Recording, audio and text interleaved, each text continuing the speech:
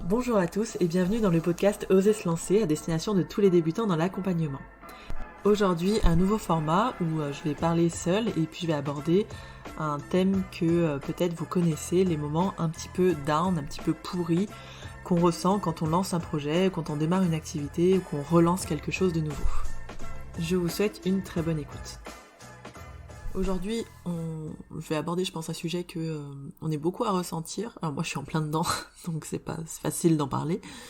C'est le côté un peu down qu'on peut vivre quand on est, je vais dire entrepreneur pour auto-entrepreneur parce que c'est trop long.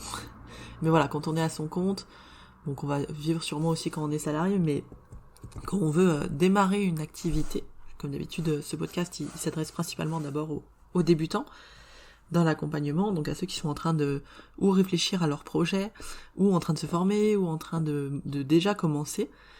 Et je voudrais parler vraiment de ces périodes où on a envie de tout lâcher. On en a parlé en hotline mercredi avec une des stagiaires du programme. Et c'était rigolo parce que j'avais enregistré le matin le podcast là-dessus. Un podcast là-dessus parce que je m'entraînais en fait à parler à un micro. Je déteste ça, parler toute seule à un micro. Donc je le fais finalement en marchant et en allant au sport. C'est beaucoup mieux. Bref, je m'égare. Donc on en parle mercredi avec la stagiaire en hotline et me disait que c'était difficile, et je la rejoins complètement, de remettre toujours de l'énergie. Donc les périodes down, c'est un peu tu sais, le moment où tu trouves que ça avance pas, que tu mets plein de trucs en place ou que t'oses pas mettre ces trucs en place, que tu vois bien ce qu'il faudrait faire mais ça passe pas, t'y arrives pas, ou tu commences pas, ou tu procrastines, ou alors tu l'as fait mais tu récoltes pas les fruits de ce que t'as fait. Et ces périodes-là, elles sont à vivre mais juste trop chiantes. C'est moi c'était exactement ce que je suis en train de vivre pour Oser se lancer, puisque Oser se lancer c'est un nouveau projet finalement, ça fait que 1 an, et en vrai ça fait vraiment que 4 mois que je tape vraiment sur la com, et que je pourrais en faire 10 fois plus, mais que je le fais pas. Et cette impression que ça bouge pas, ou en tout cas pas aussi vite que je le voudrais. C'est-à-dire que dans ma tête j'ai des objectifs, je veux X personnes qui me contactent, X coaching par mois, X machin, et ça va pas aussi vite que je le voudrais. Ça m'avait fait pareil quand j'avais démarré mon cabinet. Donc c'est vraiment une période que moi je retrouve dans les lancements de projets. C'est-à-dire que j'ai une patate de malade quand je le lance, j'ai plein d'idées, je mets plein de trucs en place, et y a un moment où je vois pas l'aboutissement de ces idées, ou en tout cas je vois pas les résultats, je récolte pas les fruits de ce que j'ai mis en place. Et je suis aussi très très impatiente, donc je les récolte pas quand j'ai envie, et là arrive une période où j'ai juste envie de tout lâcher, où émotionnellement je suis en vrac. Souvent après les grosses périodes de travail, bon là c'est particulier parce que depuis mon avortement, donc depuis 2 mois j'ai bossé comme une timbrée, mon compagnon aussi d'ailleurs, où on n'a pas pris un seul jour de repos, on a bossé tous les jours. Bon, là on est sur plus de l'esquive de deuil, mais une fois que je m'en suis rendu compte, je me suis pris un gros coup dans la tronche, et je me suis rendu compte aussi que j'étais claquée et que j'avais pas les résultats escomptés. Et c'est le moment où j'ai envie de tout lâcher. Mais vraiment, j'ai envie de... je commence à regarder les offres d'emploi ailleurs, j'ai envie de sécurité, j'ai envie d'un salaire qui tombe tous les mois, et tu sais quel salaire va tomber tous les mois et t'es pas là en mode putain, combien ça va être ce mois-ci. Et pourtant je vis très bien, je vis complètement de mon métier quoi. Et ça depuis 7 ans. Donc en soi, on va dire que je suis pas à plaindre. Mais ce projet que je démarre, j'y mets de l'énergie, j'y mets de l'investissement, j'y mets de l'importance. Il évolue sans cesse parce que je réponds aux demandes du marché des fois, et puis des fois je me dis ah tiens ça me correspond pas, je veux pas le faire comme ça. Et remettre de l'énergie à chaque fois après ces périodes, se dire allez, on repart à la bataille, on continue, on avance, on remet en question ce qu'on a fait, pourquoi ça marche pas, est-ce que c'est juste parce que je suis grave impatiente et que je me laisse pas le temps de venir voir les choses, est-ce que c'est parce qu'il y a un truc qui déconne, est-ce que c'est parce que j'ai fait pas assez de com, ça, entre guillemets, entre parenthèses, c'est sûr que c'est ça. il y a de ça. Mais il y a ces périodes, et ces périodes de doute, d'envie de lâcher, de souffrance, où on en a marre, et on n'accepte pas de vivre ces périodes-là. Bon, je dis on, mais je pourrais parler que de moi. Parce que ces périodes, elles sont super chiantes à accepter. En fait, t'es vraiment pas bien, tu culpabilises en mode putain mais j'y arrive pas, tu te dis que t'es nul, si t'as un petit problème d'estime de toi, t'es en train de te démonter la tronche. Il y a plein de trucs qui vont faire que ces périodes, cette souffrance-là, elle est difficile à accepter, et quelque part, j'ai tendance à croire que les personnes qui vont arriver à vivre de ce métier, c'est les personnes qui seront d'accord pour traverser ces périodes de souffrance. Alors je dis pas qu'il faut non plus se mettre dans une mer de noir, tu vois. Moi, je suis en souffrance parce que je vois que mon truc marche pas comme j'ai envie, mais en soi, ça marche. Enfin, ça marche.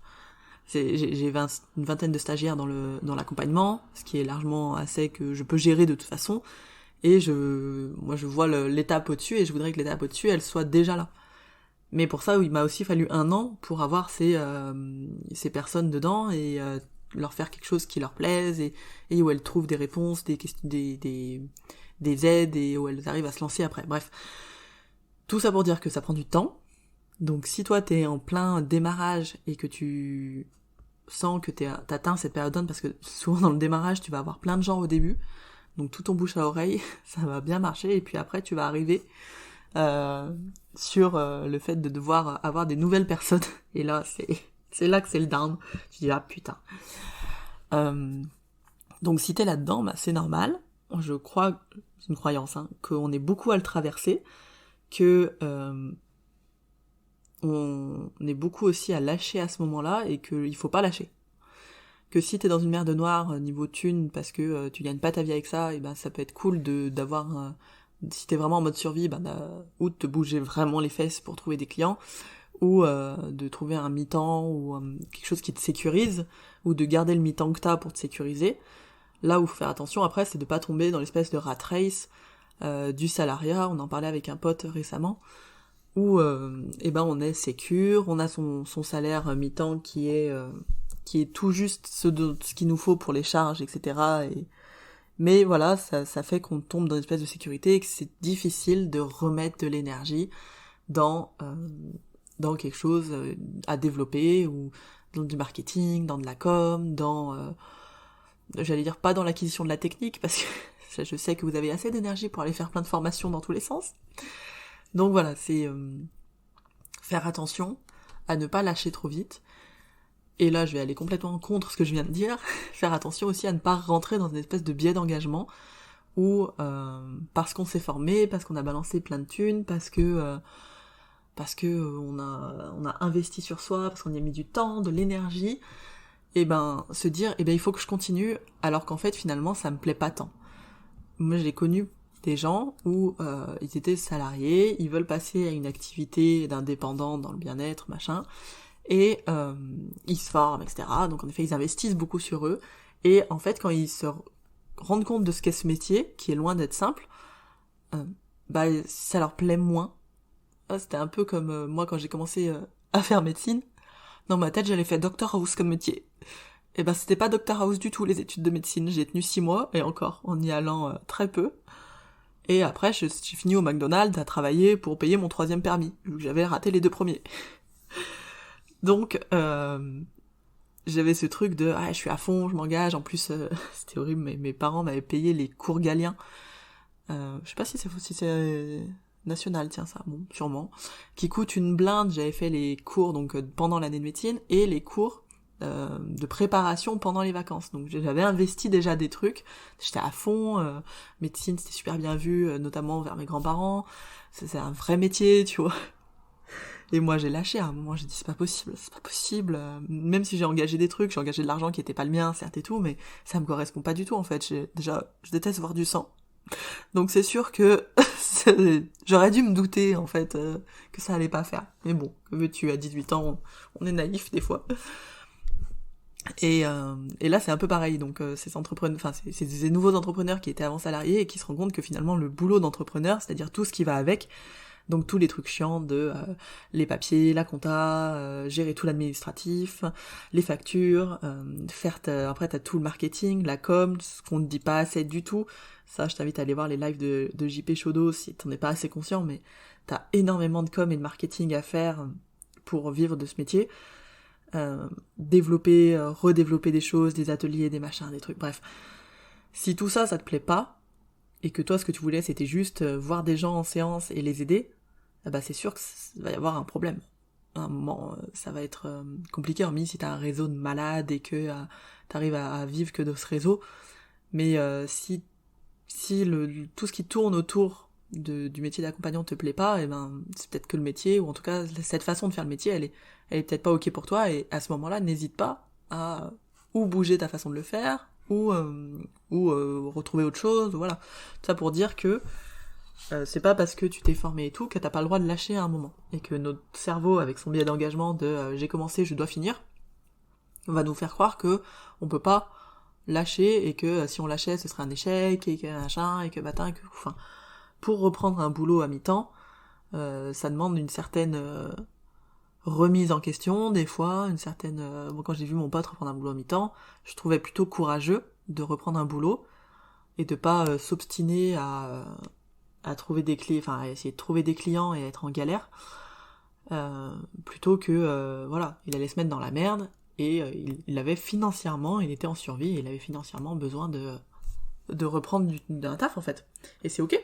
Personne n'ira te juger parce que t'as pas assez de clients, ou que tu dois prendre un taf à côté. Enfin, personne n'ira dire mais quel nul celui-là, mais enfin non.